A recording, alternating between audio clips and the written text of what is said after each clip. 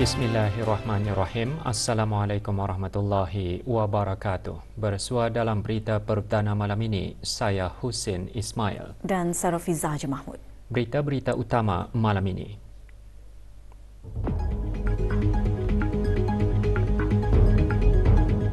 Kesibukan orang ramai mendapatkan perhiasan rumah menambahkan lagi kehangatan menjelang Lebaran.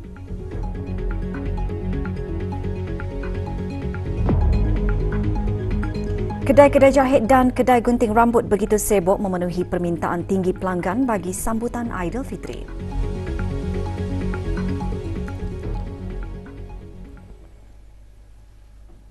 Peluang untuk memperluaskan lagi kerjasama terutamanya dalam bidang perundangan yang merupakan salah satu bidang kerjasama yang penting untuk diterokai. Antara yang dibincangkan semasa yang di-Pertua Majlis Mesyuarat Negara menerima kunjungan hormat daripada Pesuruhjaya Tinggi Republik Singapura ke negara ini. Semasa kunjungan hormat tersebut, Yang Berhormat Pihin Orang Kaya Seri Lela, Datuk Seri Setia Awang Haji Abdul Rahman bin Datuk Setia Haji Muhammad Taib dan Tuan Yang Terutama Lawrence Bay Seo Hon juga membincangkan persamaan antara kedua-dua dewan dari segi prosedur dan tata cara amalan yang berdasarkan sistem pemerintahan sebelumnya yang unik dan masih dipraktikkan. Beberapa perkara lain turut disentuh, antaranya mengenai pertukaran mata wang yang menjadi keistimewaan antara kedua-dua buah negara. Dalam bertukar-tukar pandangan mengenai sistem perundangan, Pesuruhjaya Tinggi Republik Singapura juga telah merakamkan ucapan tahniah kepada Yang di-Pertua Majlis Mesyuarat Negara atas kejayaan persidangan Majlis Mesyuarat Negara ke-20 yang telah diadakan dengan baik dengan membawakan lebih banyak isu-isu yang relevan dan menjadi kepentingan kepada rakyat. Juga hadir Dr. Dayang Hajah Huraini binti Pihin Orang Kaya Setia Jaya, Datuk Paduka Awang Haji Hurairah, Jurutulis Majlis Mesyuarat Diraja, Setiausaha Majlis Mesyuarat Menteri-Menteri Kabinet dan Jurutulis Majlis Mesyuarat Negara. Hari-hari terakhir bulan Ramadan terus diisikan oleh pelbagai pihak di negara ini dengan acara-acara keagamaan dan berkebajikan. Kementerian Kebudayaan Belia dan Sukan melalui Jabatan Belia dan Sukan pagi tadi menganjurkan Majlis Khatam Al-Quran Belia di bulan Ramadan. Majlis diadakan di Masjid Ar-Rahim Kampung Bukit Panggal, daerah Tutong. Majlis bermula dengan bacaan surah Al-Fatihah dipimpin oleh Ahli Majlis Mesyuarat Negara. Majlis Khatam Al-Quran Belia di bulan Ramadan merupakan salah satu projek tahunan Kementerian Kebudayaan Belia dan Sukan dikendalikan oleh Jabatan Belia dan Sukan cawangan-cawangan daerah dengan melibatkan agensi-agensi kerajaan, persatuan-persatuan belia dan tidak ketinggalan penglibatan golongan belia sendiri. Juga mengadakan majlis serupa petang tadi High Tune Universal Services yang diselajurkan dengan penyerahan derma kepada 10 anak yatim. Hadir Awang Haji Muhammad Rosli bin Haji Ibrahim, Setiausaha Tetap Kementerian Hal Ehwal Ugama.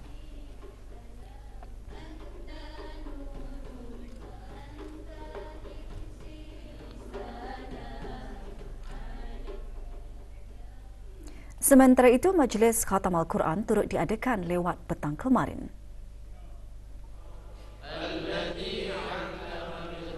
Jawatan Kuasa Takmir Masjid Kampung Kasat antara yang mengadakan majlis tersebut.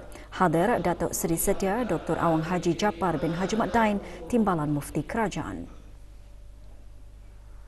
Juga mengungkapkan majlis serupa jawatan kuasa Masjid Kampung Penapar yang diselajurkan dengan penyampaian derma anak yatim. Hadir Ahli Majlis Mesyuarat Negara. Samsul, Siti Nur Alisha, Safi. Jawatankuasa Takmir Masjid Pengiran Muda Abdul Wakil Kiudang, Daerah Tutong juga mengadakan majlis sama. Hadir Awang Haji Amir Hisham bin Haji Masri, pemangku pengarah hal ehwal masjid. Majlis diselajurkan dengan penyampaian sijil penghargaan dan surat pelantikan kepada Jawatankuasa Takmir Masjid.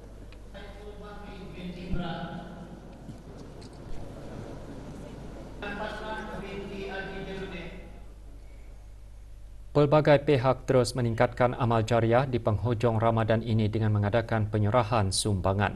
Ikuti bahan beritanya selepas ini.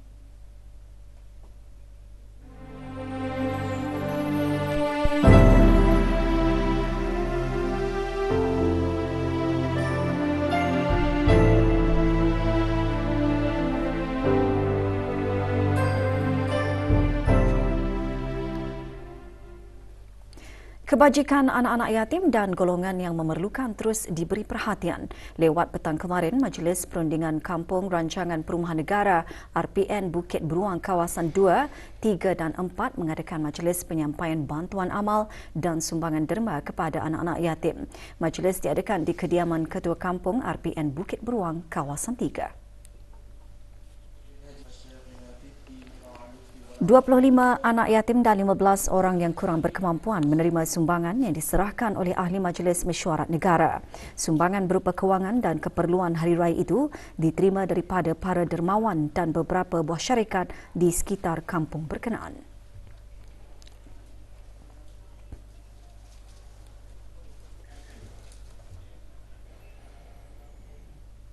Program Kembara Amal Ramadan Kementerian Kebudayaan Belia dan Sukan diharap dapat meringankan beban golongan memerlukan dalam sama-sama menyambut Hari Raya Aidilfitri yang akan menjelang. Program tersebut diadakan pagi tadi dengan kerjasama pelbagai pihak berkepentingan di keempat-empat daerah. Para penerima terdiri daripada golongan yang menerima bantuan kebajikan bulanan, ilaun kurang upaya, pencen umur tua dan anak-anak yatim. Di daerah Tutong, rombongan yang diketuai oleh Dayang Hajah Nur Ashikin binti Haji Johari, Setiausaha Tetap Kemasyarakatan Kementerian Kebudayaan Belia dan Sukan mengunjungi 5 buah rumah penerima. Sementara itu bagi daerah Belait, 4 buah rumah dikunjungi oleh rombongan yang diketuai oleh Awang Haji Zakaria bin Haji Srudin, Setiausaha Tetap Kebeliaan Kementerian Kebudayaan Belia dan Sukan. Manakala bagi daerah Temburong, 4 buah rumah dikunjungi oleh rombongan yang diketuai Pengiran Haji Muhammad Hasnan bin Pengiran Haji Ali Hassan, Setiausaha Tetap Kebudayaan Kementerian Kebudayaan Belia dan Sukan, dan rombongan bagi daerah Brunei dan Muara yang diketuai oleh Dr. Dayang Siti Nurhalbi binti Haji Wahsal Felah, Timbalan Setiausaha Tetap Kebudayaan Kementerian Kebudayaan Belia dan Sukan mengunjungi 4 buah rumah. Dalam pada itu, 20 buah rumah menerima sumbangan secara berdudun pagi tadi dalam program Lakasta Berinfak. Program yang julung kalinya diadakan itu dikendalikan oleh bahagian perlesenan dan penguatkuasaan Jabatan Daerah Brunei dan Muara. Ia merupakan sebahagian tanggungjawab sosial korporat bahagian berkenaan kepada golongan yang memerlukan. Penyerahan infak disempurnakan oleh Pengiran Muhammad Amir Mubarak bin Pengiran Haji Hashim, pemangku pegawai daerah Brunei dan Muara. Para penerima terdiri daripada orang-orang kurang berkemampuan dan anak-anak yatim. Program bertujuan mewujudkan semangat kesukarelawanan dan sikap prihatin dalam kalangan warga Jabatan Daerah Brunei dan Muara dalam membantu orang-orang yang memerlukan, lebih-lebih lagi semasa membuat persiapan Hari Raya Aidilfitri.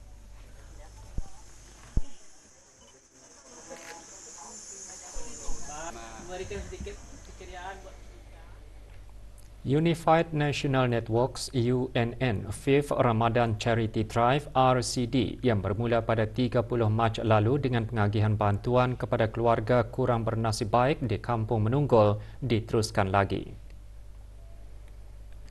Pada 31 Mac, 6 April dan 7 April, program berkenaan diteruskan merentasi daerah Brunei dan Muara, daerah Tutong dan daerah Belait. UNN RCD tahun ini dijalankan dengan kerjasama UNN dengan Majlis Kesejahteraan Masyarakat MKM buat pertama kalinya.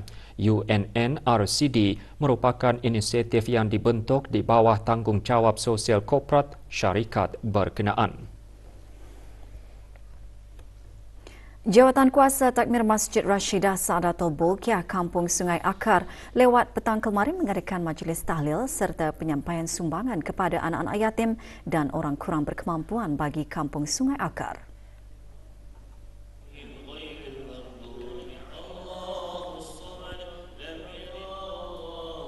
Sumbangan yang diserahkan kepada 66 penerima adalah hasil tabung anak-anak yatim dan orang kurang berkemampuan masjid berkenaan yang dibuka sepanjang bulan Ramadan.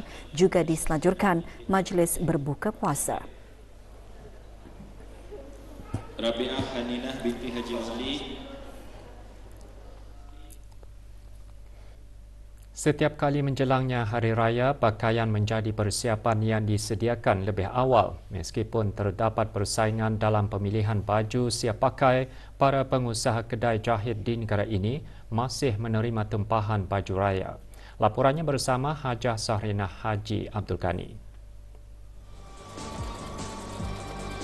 Tempahan baju atau membeli yang siap pakai antara pilihan yang sering dipertimbangkan oleh pelanggan. Tempahan membolehkan pelanggan mendapatkan baju yang mengikut saiz badan mereka tanpa perlu memikirkan tambahan kos untuk pengubahsuaian. Walau bagaimanapun, industri pakaian siap pakai memudahkan bagi pelanggan yang kesuntukan masa dan ingin mencuba fashion terkini. Demand Alhamdulillah baik jo siap semualah sebelum mendatangnya Syawal. Berbalik semula ke style lama lah macam baju-baju kampung.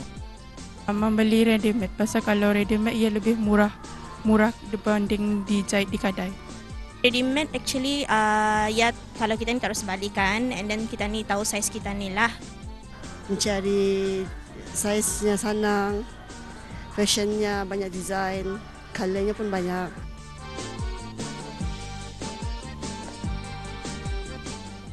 Namun, satu lagi trend yang ditawarkan oleh pengusaha butik iaitu khidmat make to order atau dibuat sesuai pesanan. Menerusi perkhidmatan tersebut, pelanggan hanya perlu menyaksikan melalui media sosial fashion yang diperagakan dan seterusnya menempahnya jika berkenan mengikut kesesuaian saiz tanpa perlu mengunjungi kedai jahit atau butik berkenaan. Mostlynya kami buat made to order. Biasanya bila kami sudah mendesain baju ini dan buatkan prototype, ambil gambar dan masukkan ke dalam social media. Dan that is the time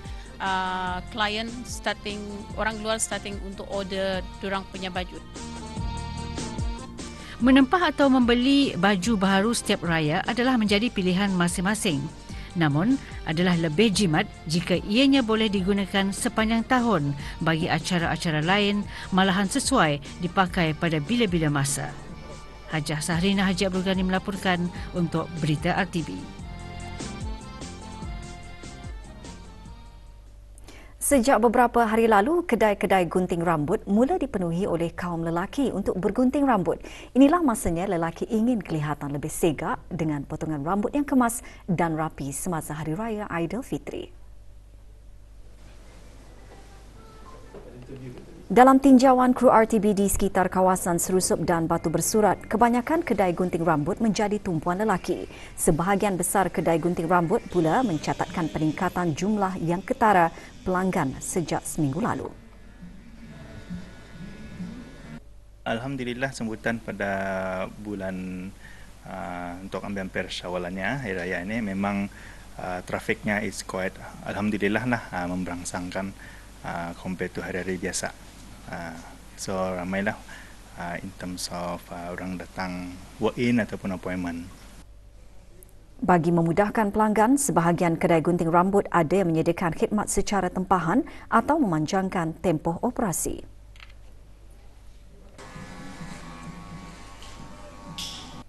Prosesnya ada kami membagi satu link, kita boleh booking dari link itulah, so kita boleh fill in the details everything lah di sana, dan akan memberitahukan masa dan siapa baba-babanya lah. Yes. Orang ramai prefer gunting 1 day or 2 days before, pagi sampai malam lah. Menjelang Hari Raya Aidilfitri, pastinya persiapan dibuat demi meraihkan Hari Kemenangan selepas sebulan berpuasa di bulan Ramadan. Antara yang mendapat permintaan tinggi adalah perabot, tabir dan hiasan rumah bagi menyerikan lagi rumah kediaman untuk menerima para tetamu. Persiapan menyambut Hari Raya Aidilfitri bukan sekadar membeli pakaian, kuih muih dan makanan, malah lebih dari itu apabila ada yang memilih untuk menukar langsir, perabot bagi menghiasi rumah mengikut cita rasa dan kreativiti masing-masing. Tinjauan kru RTB ke beberapa buah premis menjual perabot dan hiasan rumah menyaksikan jualan meningkat pada musim raya ini. Potongan harga dan promosi yang ditawarkan oleh pekedai menjadi tarikan pelanggan untuk membeli belah. Sebilangan kedai menambah waktu operasi mereka sehingga pada malam terakhir Ramadan. So Hari Raya is coming and it is definitely the time for people to revamp their home. We will meet their needs and we have more drivers available this year to deliver to our customers' home. We fulfill the customer needs. It depends on their demands. For example, some customer wanted to install their curtain immediately, so it will take only 4 days to 1 week for the curtain. And of course, it depends on what type of curtain they want. Dalam kemeriahan menuju Hari Kemenangan, umat Islam di negara ini juga diingatkan agar bersederhana dalam menyambut Hari Raya Aidilfitri.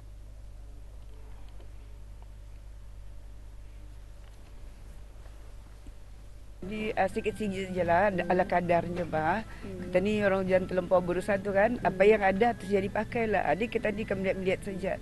Mau je kan yang ada baru sikit. Mostly macam hari ni lihat-lihat barang saja untuk raya. Lepas tu bakas ambil baju raya jual. Melihat tudung-tudung lah macam tu. Barang-barang raya tu saja.